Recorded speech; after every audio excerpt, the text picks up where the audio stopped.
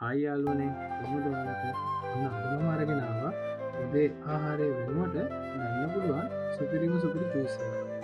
මොකද කියන්නේ try කරලා බලමු.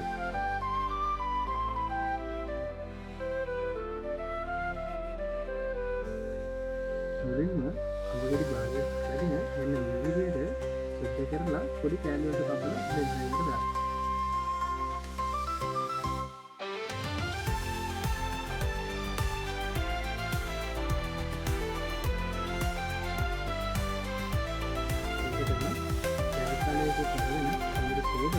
පූටි කෑලිවලට කපලා ඒකත් දාන්න.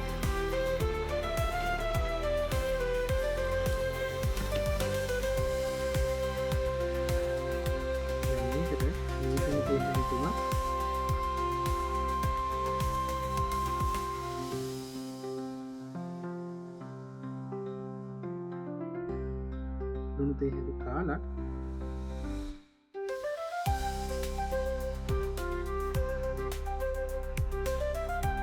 ෆ්‍රෙෂ් මිල්ක් මිලිලීටර් 100ක් දාගෙන හොඳට බ්ලෙන්ඩ් කරන්න.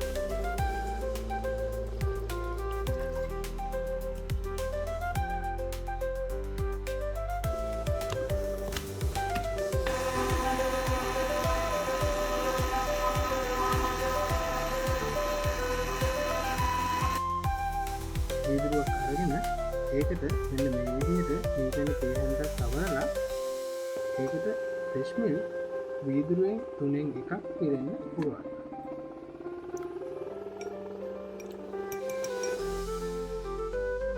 ඉතුරු 3න් 2ට අපි හදාගත්ත ජූස් එක දාන්න.